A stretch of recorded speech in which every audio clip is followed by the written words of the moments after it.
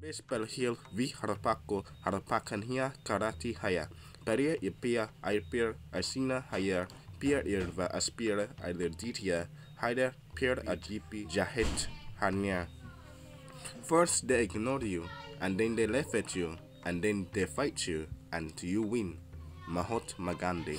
A week after the assassination of Archduke Franz Ferdinand, the European powers declared war and the world went along willingly or unwillingly. Due to the British size and the French population stagnation, they drew most of their manpower from colonies. The Indians were there from the beginning. On the 20th of August 1914, they boarded ships on Karachi port.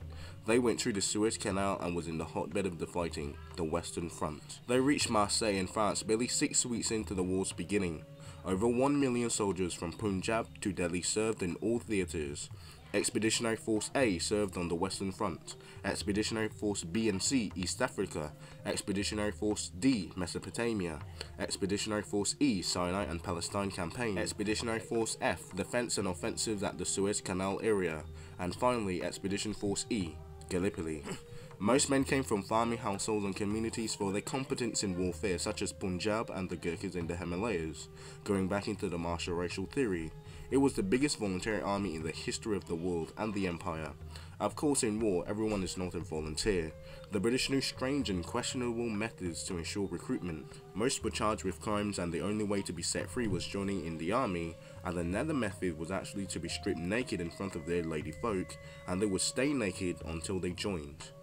Private armies also helped in the recruitment force. The princely states that were conscripted but had to oblige to the Treaty of the 1850s to pledge loyalty to Britain, taking the hammock, the salt. Of course, the Indian independence movement was at a boiling point in 1913 throughout the Great War. Raj Pahiri Bus was a renowned armed revolutionary leader. After a lot of army revolts, he fled to Japan and then to Germany, trying to drum out international support. They used Turkish firearms and German firearms, and the soldiers of India were bound to British loyalty and stopped them by all means necessary. They took the British namak, British salt, and therefore had to be loyal to the regimental level. The Lahore division had their flowing beards and khaki turbans as they paraded through the streets of France. This was the first time Europeans ever saw so many brown people in Europe together. The reality of battle soon set in when they were sent to Ypres, where their biggest enemy had waited: the cold. When they got to the front, all they had were summer uniforms. It got so bad to the point where civilians gave them bed sheets and even curtains just to stay warm. On the Western Front, the war was fought in trenches, and men must stand over the trench guarding it to make it difficult on the knees and feet, and it started a disease known as trench foot, where many Indian legs were cut off in the trenches to watch out duty alone. Many Indians would use keywords when they wrote letters to get past the censors of the War Office. They used black pepper for Indians and white pepper for Europeans and British, fruit for white women, and wedding for a big impending battle they may not come back from, a wedding with death. In a land where the culture, language and weather were different, they were often, like most colonial troops anywhere in the war, had racial bias, from wages to propaganda, but the Indians replied to all these assumptions with the gallantry and fierceness on the battlefield, proving that they were no less than their European counterparts. From Gallipoli to Ypres, wherever they fought, they were known for their bravery in the heart of battle. A lot of Indians were the first winners of the VC Cross actually, such as Khurrad Khan and Singh Nagi. They were the first to bring it home, and they got them within the first months of the war as well. This war went on and on, just like the great mythical battle of the Mahabharata all over again. The Germans wanted to break the Allied lines at Neville-Chapelle. While the battle raged on, Subadar Singh saw one of his English comrades fell to the bullet injury. He quickly got him in the heat of battle and carried him to safety and forged a friendship that would last for generations. Where if Singh did not save Henderson, the Henderson family might not be around today or even exist. And both families share a bond, going so far as to name one of their family members' daughters India, due to their relationship with India, to come and show us that in war, we are all equal on the battlefield at least. The Indian soldiers also experienced poison gas, and with a shortage of gas masks and gas masks being so crude, gas in high concentrations could make you choke to death. It was so desperate that most of the Indians pissed into their turbans to cover their nose with it. After the horrors of the Western Front, the Indians were tired and fatigued, but there was no rest as they were to be sent to the Mesopotamian front. The Turks were the next enemy they had to face in the deserts of Iraq. Despite heroic and brave actions, the Mesopotamian campaign would be known for impulsive actions and disasters, such as Gaza and Kut. After the siege and surrender of Kut, the Turks made every POW, especially the Indians, forced march across the Syrian desert to POW camps. The prisoners of war in Germany, on the other hand, were treated much better at first and then even better after the Half Moon Camp. It was made to try and turn India to the German Central Power side, mostly aimed at the Muslim part of India, which is now today Pakistan. It was the first mosque built in Germany, and it did lead to some defection, but on a rather small scale. The Indian cavalry were right at home as they charged towards Jerusalem with their horses. They had fought with gallantry with the charge that took place at Harfa in the springboard to Jerusalem. The Indians were not too far away from home, as the Royal Pavilion in Brighton was transformed into a Taj Mahal-like building for the Indian hospital. The British went through great lengths to make it as homely as possible, with 6 different meals for religious groups. Urdu, Hindi and even Gurmukhi were actually spoken at the camp. But the catch was obviously that they were not allowed to leave unless escorted or then back to the front if they had to go back. With all of these Southeast Asians in the trenches of France and the streets of Paris, it was bound to be a culture shock, and they started to trade with one another's culture.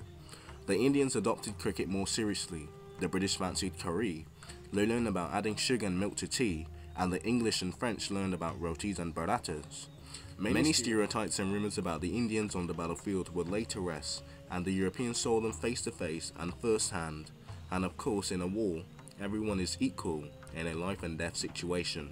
The Indian women had it hard as well, along with being worried about their men, whether husband, uncle, brother, son or grandfather.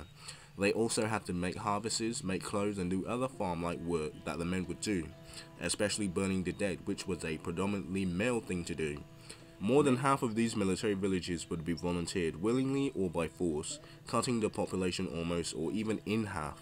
Memorials in these villages are set up to this day to honour the Indians that fought in France and changed the course of history, but also changed the course of India as well. It is believed that the Indians fought for the British Raj, but the Indians fought for a better India. From Africa to Kut, there are mass nameless graves of Indian men. When the war was over, the men came back, and after the massacre of Jallianwala Bagh, were loyal Indian soldiers fighting through the crowd of the protesters with 100 dying. After this, the British Raj days were numbered, as Gandhi and Korbi Guru turned the knighthoods and awards in protest, paving the way for independence in 1947. Today, all around the world, from Anzac Day to the World War I Centennial Commission, they have events to remember those who serve, from the Belgians to the Japanese and of course the Indians. The world has learned the subcontinent is more than 6 countries, and the Raj is no more, all because of an archduke and with the help of the bravery and gallantry of the Indian army, from Bhutan to Nepal to Delhi to Pakistan to Bangladesh, and even the island of Kerala, which is now Sri Lanka. The Indians from the subcontinent are not forgotten, even in the final year of the World War I Centennial. And that's it, guys. I have to go down the road to pick up my grandmother, and I'll be right back. But hope you enjoyed, hope you learned the last and biggest World War I Minority Report. There might be special forces after this, maybe 1 or 2, but this is the last, or second last. I might do Burma, depends on how much time I have. Minority Report, or at least the biggest, the finale, I guess. The sum is coming soon, if you know India is right, if you know India is posted. So hope you enjoyed, hope you learned something, and I'm out of here. Alright, this episode is dedicated to BB.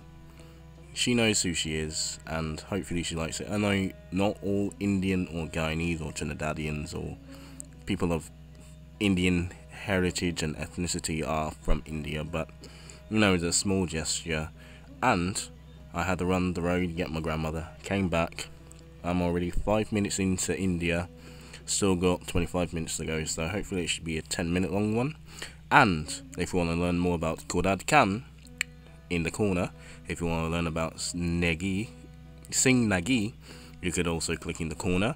If you want to be more political and don't like warfare and killing, you could watch the Great Wars channel about the British Raj in World War I, which probably has a little bit of killing, but mostly about Gandhi and Korbi Guru and all the other Indian nationalists. And just wanted to thank everyone for the support. Britain is coming to an end, the Central Powers, and this is in contribution with the what do you call it? I forget how the PBS things do finish and start. With contribution from viewers like you, thank you.